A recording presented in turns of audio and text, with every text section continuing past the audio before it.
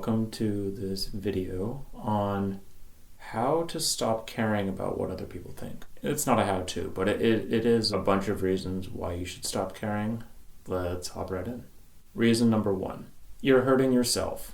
If how you feel you should act is different than how you actually want to act, then you're experiencing internal conflict. When you don't pay attention to what you want and you use other people's thoughts as a reason to avoid doing what you want, then ultimately that's going to leave you dissatisfied. And so I want to encourage you to stop caring about what other people think because it doesn't matter. Number 2 is you're using it as an excuse to avoid who you really are. When you have weird thoughts, when you think about how those thoughts might affect you socially, I want you to embrace those thoughts and actually start to act on them.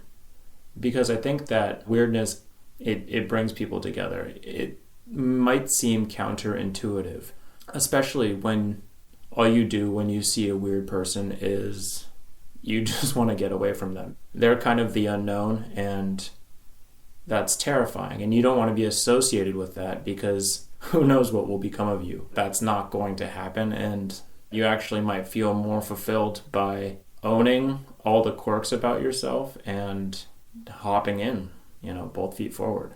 Number 3, you're restricting other people. By playing into this structure that you've established for yourself of what's weird and what's not, you've established it for other people. Try and open your mind a little bit. Be more accepting of the weird behaviors. By accepting other people and all their quirks and intricacies and whatever else, it makes it easier to accept yourself and to find who you really are. So let that notion of weirdness go because it's not really helping you at all.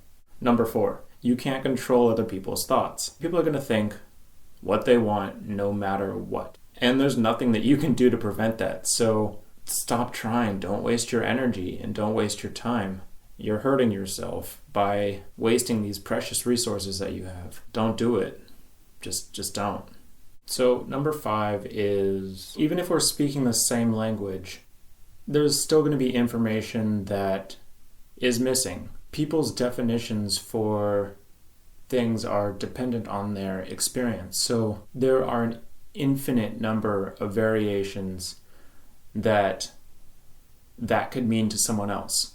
Even if somebody does their best to try to tell you what it is that they're thinking, you're still not going to know. You're just going to have a translation of their thoughts through the English language into your ears, into your brain, and that's just the nature of communication. Reason number 6, knowing their thoughts will not benefit you in the long term. If you ask for someone's opinion, they'll probably give it to you. If it's a positive opinion, you might say, oh, hey, that's great. And that doesn't seem so sinister on the surface, but when you dissect it, we can see that it's actually limiting our freedom a little bit because it's saying this thing that you did, keep on doing that because that way you'll be socially validated.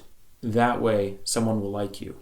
If the thoughts are negative, then it's probably better to not know because that person doesn't look at you positively, and so they're not exactly a positive influence in your life. In some cases, it's better not to know. If people don't tell you what they think, then they don't care. They're not thinking about it enough to voice an opinion about whether or not what you're doing or how you're acting is good or bad. You can kind of be comforted knowing that most of the time people are just thinking about themselves. If you ask someone for their opinion, they'll give it to you. It might be better than you expected. It might be worse, but if they don't tell you, they don't care. Point number 8, thoughts are cheap. We have tens of thousands of thoughts every single day. Thoughts are just reactions. You don't have a whole lot of control over them, and so they don't really matter all that much. They're a manifestation of how we've been raised, of who we think we are.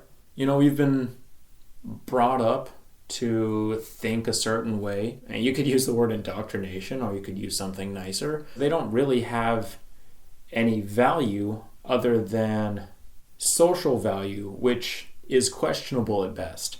Number 9, thoughts are not existential threats. Thoughts won't hurt you. Other things will, but thoughts won't. If somebody has a thought about you and it threatens your identity, that's not a threat to your existence. You're going to keep on living. You're going to be just fine regardless of what someone thinks of you or not. You can go through life embracing the stuff that affirms your self-image, but you can also embrace the stuff that contrasts with your self-image.